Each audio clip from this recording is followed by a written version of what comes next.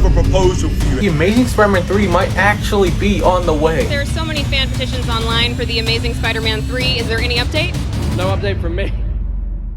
Do you want to know something that I just hate? When a TV show, a movie franchise, or perhaps even a series of comic book films doesn't get the opportunity to reach its full potential. Just truly grinds my gears, because we're often left without this sense of satisfaction that we did deserve to have. Now for me, there's one specific set of movies in particular that I really wish to this day that we got to see more of. With that of course being the TASM movies. Now The Amazing Spider-Man 3 has been highly speculated for years now, as well as immensely requested by fans of the first two films. Now to give some context as to why I am making this video. The Amazing Spider-Man 1 is my all-time favourite movie. Now yes, that may be kind of crazy for a lot of people watching because the movie isn't exactly the most popular. While I myself acknowledge that TASM 1 wasn't exactly the best written Spider-Man movie ever, I'm only human, and yes, I've got some nostalgia bias, but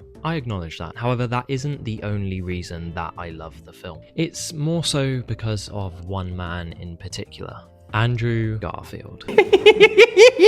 To me, Andrew Garfield is the perfect Spider-Man, and in recent years this has actually been agreeable amongst the majority of fans. I'm proud to say that I have in fact been a generational Andrew Garfield Spidey fan since before it was cool. Andrew just embodies the character perfectly. He's got that whimsical, sarcastic and humorous Spider-Man feel down to a T that just screams of the comic book source material. Spider-Man, you can call me Webhead, you can call me amazing, just don't call me late for dinner, you get it? His ability to display such emotion when donning the Spider-Man suit, which of course covers him from head to toe, is praised heavily by fans. And with that, it's pretty hard to deny that his portrayal is spot on. However, the critique that a lot of people have had with Andrew Garfield's portrayal of the character is that his version of Peter Parker is too cool. Now just to emphasize to you, this topic will tie into the overall video as it relates heavily to the reasoning of how Sony could create the perfect Spider-Man film with TASM 3. This critique is generally pretty funny to me because people seem to think that Peter Parker from the comics was this unattractive, nerdy, introverted dude. The classic dude that would get bullied and have hardly no friends. And while this isn't entirely false, it isn't exactly true either. Yes, Peter Parker is a nerd. He loves science and he has his very own personal bully in Flash Thompson.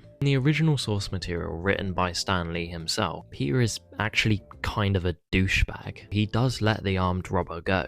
That's his entire reasoning for why he becomes Spider-Man in the comics, as he obviously pays the consequences of being pretty self-absorbed with the death of Uncle Ben. This same exact thing happens in both the Tobey Maguire and Andrew Garfield Spider-Man films. On top of the fact that Peter would actually often get one over on Flash Thompson in the comics, just like he does in the first Amazing Spider-Man movie, to the point where Flash isn't exactly a big problem for him for very long. So yes, while I understand that Peter Parker wasn't exactly a skater kid in the comics, and that's typically what makes people think that Andrew Garfield's Spider-Man is cool, he was still a fairly cool guy, just minus the skateboard. Now, what exactly does this have to do with TASM 3, you may be asking? Well, here's where I think Sony could be looking to take the character. If you are in fact familiar with the comics, you'll know that one of Spidey's recent comic runs, written by one of the best comic book writers of all time, Jonathan Hickman, contains one of the best Spider-Man stories we've gotten in years. In fact, dare I say one of the best we've seen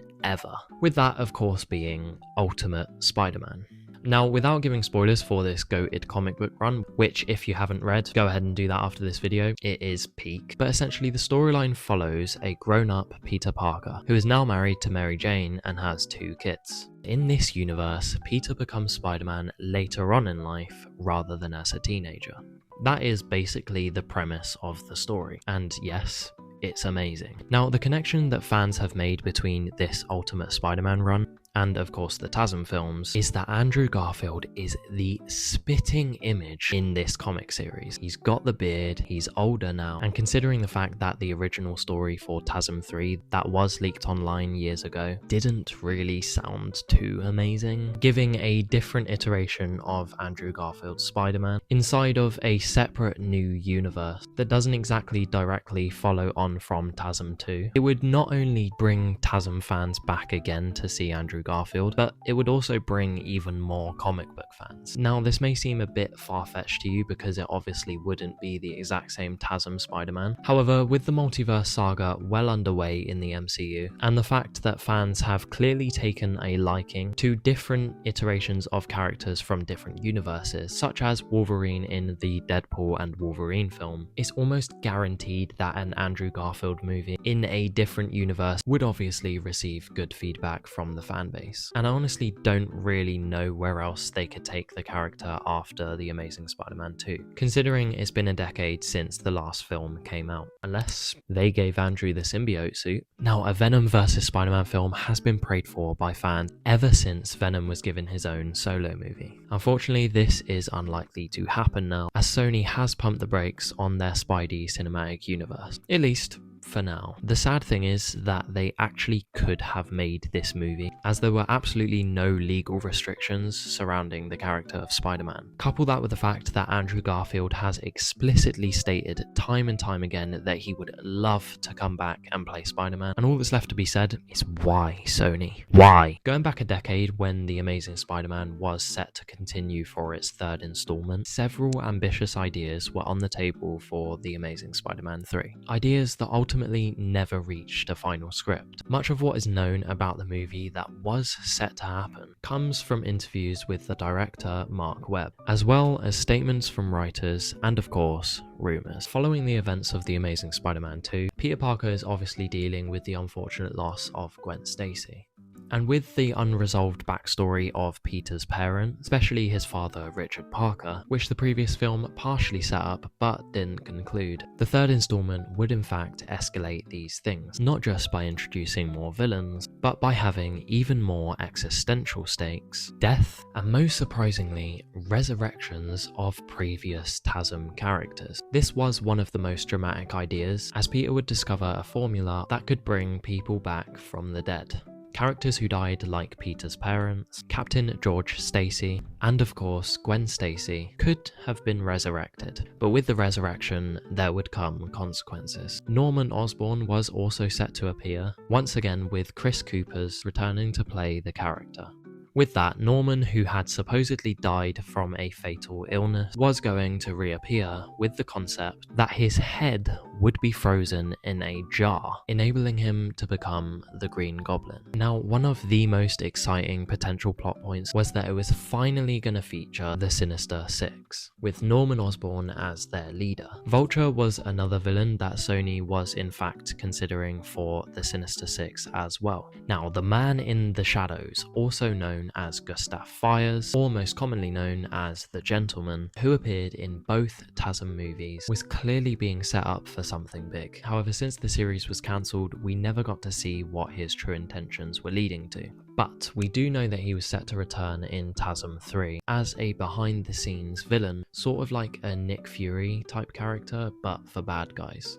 His role in the movie would consist of organising the Sinister Six, recruiting various villains together to fight Spider-Man. There were also discussions that Felicia Hardy would fulfill her destiny in The Amazing Spider-Man 3 by becoming Black Cat. Black Cat would have been more of an ally to Spider-Man and less of a villain, with her relationship with Peter Parker even potentially being romantic. Additionally, there was a Black Cat Silver Sable spin-off in Sony's original plan for their Spider-Man cinematic universe. However, that obviously fell through. If you didn't already know, after the first Amazing Spider-Man film, Shailene Woodley was cast as Mary Jane for The Amazing Spider-Man 2, in which she did in fact have some deleted scenes. Her role in TASM 2 was cut during the editing process, simply because the director, Mark Webb, felt that adding Mary Jane would undercut or distract from the core of the story, with that obviously being the untimely death of Gwen Stacy. Mark Webb did say in interviews that they had not fully decided on reusing Woodley as MJ in TASM 3. This is something that hasn't really been touched upon much in the reports about the TASM 3 plot, but it's safe to assume that Mary Jane Watson would have played a major role. With the release of Spider-Man No Way Home back in 2021, we did get confirmation that Andrew Garfield's Peter Parker didn't get into a relationship after the events of TASM 2. And while we still don't actually know what year Andrew's Spidey was from when he was pulled into the MCU, and it's very likely that he could have been plucked right after the events of TASM 2, I think the majority of fans acknowledged that at least some time had passed, most likely at least a few good years, especially considering the comments about how Peter had stopped pulling his punches. I got rageful. I got bitter. Now, while a lot of people seem to love the idea of seeing a bloodlusted version of Spider-Man, me personally, I'm not a big fan at all. I still see Andrew as the closest thing we've ever gotten to a perfect live-action Spider-Man, and the only way that I would want an even more dark and gritty version is once again if he was to bond with the Venom symbiote. However, as that is highly unlikely to happen, thanks a lot Sony, and considering the fact that the idea of the whole resurrection formula would have most likely not been very good, due to the fact that it would have destroyed the whole point of the first two movies, with the themes of loss and grief going completely out the window. I'm gonna go ahead and make a guess that if Sony is secretly making a TASM 3 movie, it will no longer take place after the events of TASM 2. Don't get me wrong, with a different plot it could work, and obviously of course I'd be sat there on opening day, but the build up for an Andrew Garfield Spider-Man versus the Sinister Six fight has unfortunately completely lost its hype, and that's simply because it's been 10 years since his last solo film. This is exactly why I think that with the success of the latest Ultimate Spider-Man run, Sony could easily attempt to capitalize and bring that new storyline onto the big screen with Andrew Garfield returning once again. Question, however, is, would the title of the film still be The Amazing Spider-Man 3?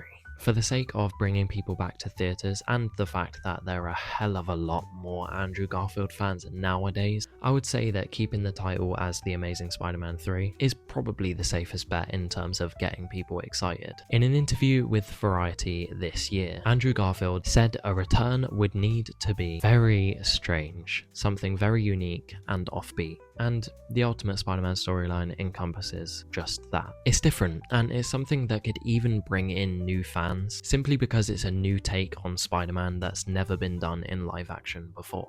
And hey, once again, he looks like Ultimate Spider-Man. Like, Sony, if you're listening, it's the perfect opportunity.